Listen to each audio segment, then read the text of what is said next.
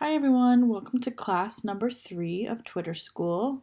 The first couple classes we were covering just some of the basics of how to use Twitter, the functionality of it, and this week we are going to help you be a little bit more strategic about your Twitter use so that you can maximize your efforts online. So today the topic is about how to write a simple digital strategy that you will inform how, when, and who you'll be tweeting at, basically.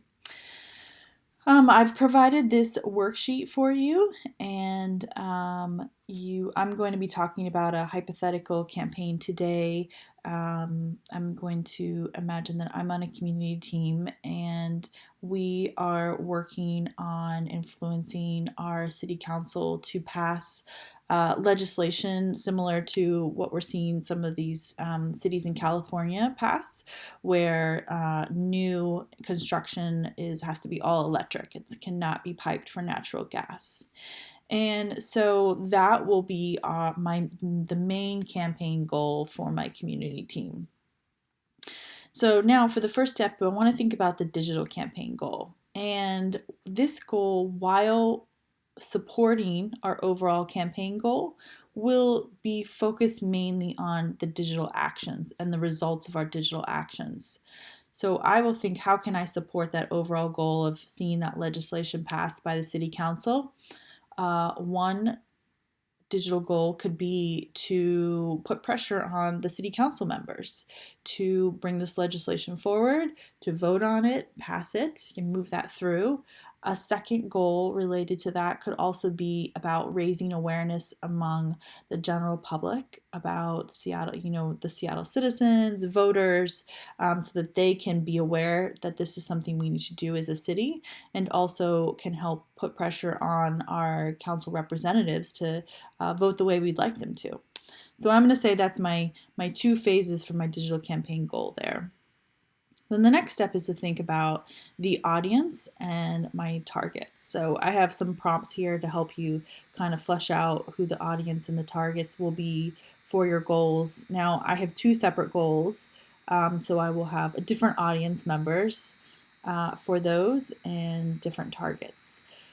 The audience members are pretty clear. It's like I mentioned in the goals. It's either, Seattle citizens or Seattle City Council members. I'm also going to probably sit down and think, and actually, you know what, I should show you.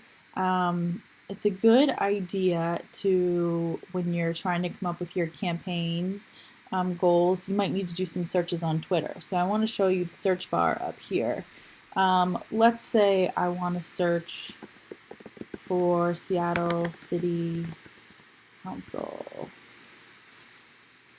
members. Now I know there's a main account that tweets, but I also want to see individual people. So I typed in Seattle City Council, and then I'm going to navigate over here to this people bar, and I'm going to see, we had a election recently, so a lot of these people are, it's pulling up a lot of people that are trying to be on the new council, But I would probably, as part of my research for this campaign, find all of my city council members on here, follow them if I wasn't already following them, and I might even create a list so I can see who I can follow, can easily connect with them.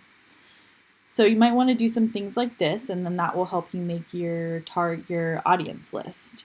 And when you're doing this kind of research, you can see, which council members, I'm trying to find my particular district representative on here. You can see which council members are active on Twitter, and you can see if they are responding or not. Like, for instance, I know that one of my council representative is occasionally active on Twitter, but he doesn't usually respond back as well as some people. So you can just find that out by doing a little research. So that's all helpful information when you're coming up with how you're going to do your campaign. And then for my audience for finding Seattle voters, I would be, I could just do another search also, like Seattle. I mean, this is like basically doing a location search. I would go to people again, and this is pulling up a lot of our media and the police and things like that have Seattle in their name. So another thing I might do is I would maybe find people. I'm going to look up my representative.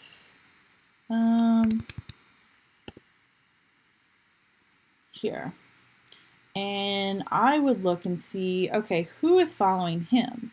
Because if other people are following the city council members, then they're likely informed voters. So I might kind of like go browse through this list and see, are there some people who are verified or who seem to have a large following? That's really interesting.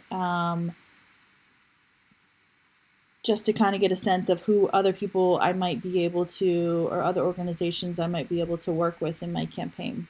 So I would say that, when you're trying to come up with your digital strategy, you want to spend a fair amount of time of going through and doing a little reconnaissance on Twitter. So then you should be able to get a list of, a general list of audience. Obviously, if your audience, like in this case, is, raising the awareness with the general public, you're not going to come up with a list of 500 individual Twitter accounts, but that would help, even knowing that your audience is the general public in your city, in Boston, in Seattle, wherever. You would think about that when you're gonna tweet, and that's the point of coming up with your audience, is to give you a frame of reference when you sit down to compose something, to think about how this is who I know I'm trying to reach. What's the best way to communicate with them? And targets is also, if you're thinking about there might be any notable individuals, maybe it's like a local leader or celebrity, and media outlets, your local public radio station, your news, maybe there's like a blog or a newspaper that's really well read and respected in your area. So coming up with a list of those people, and then also doing some research online and seeing, how often are they on Twitter? When someone tweets at them, do they respond? That will give you a good sense of how to reach them. So once you've done all this research and you know what your goal is and whose attention you're trying to get, now you're going to want to sit down and come up with your content strategy. And your content strategy is basically, you can think of it as, what are you going to tweet? When are you going to tweet? And, and how are you going to get people to see the information? How are you going to help achieve those goals? What actions will you take digitally to achieve your goals? So I gave you some questions to think about here. Some of that's going to come up when you do your research, your target research also. But your content strategy you might be able to find some common themes in that you're trying to reach raise awareness with a certain group of the population that maybe is not aware on a particular issue. Let's say, for instance, younger voters who are maybe just kind of coming around to, coming into their activism, and they don't have a lot of understanding around, the harm that natural gas causes. And so let's say I realize that. And so in order to raise awareness with that population, I would probably tweet, at times of day when those folks are online, which I would come up with in my research. And maybe a lot of my tweets would focus on some education about, why natural gas is not natural, and, kind of getting rid of some of that greenwashing and helping putting the seeds of knowledge in there. If my content strategy, going back to my goal about influencing the city council members, maybe I notice that there is a specific time of day when their staff is online, or if it's right before a meeting, or perhaps they appear to be listening more before there's going to be a meeting.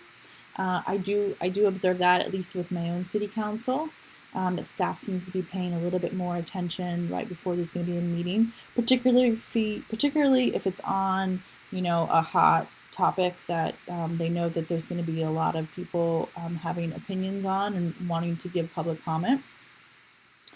So I would put that in my content strategy. I would note when either the individual members or the staff is going to be paying attention more, and I would make more of an effort to reach out then. And I would also encourage other people to reach out as well. I would do reminders like, there's a city council meeting coming up. Be sure to make your voice heard if you can't go to the meeting on this date by tweeting at the members, tonight with your thoughts on why we need this legislation to pass. So do those kind of things. So then when you go through this worksheet, then you should have your strategy. And then you also want to think about, how are you going to measure success? How will you know when you have achieved your goal? Is it going to, I always like having something a little bit, at least a little bit clear cut. So if it's, you're trying to raise the awareness of, the general public, that's a little hard. How will you know?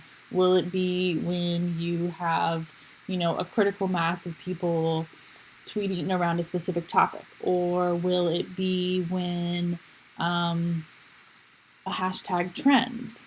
Or will it be perhaps when the council meeting is held and 20 people are registered to give a public comment or something? I think having some sort of way of measuring your goals will help you know when you've met those goals and when it's time to think about what the next goal is going to be. And so those are the 4 things here. If you have any questions, just pop into the DM group and ask. And also, if you want to, after you do this worksheet, if you want to share your strategy that you came up with Beth and I for feedback, we'd be happy to give that to you. You're welcome to use a campaign that is one of your past or current campaigns for your community team, but I did list a few other example campaigns down here if you want to just have fun playing with a hypothetical campaign. So, all right, I will see you online.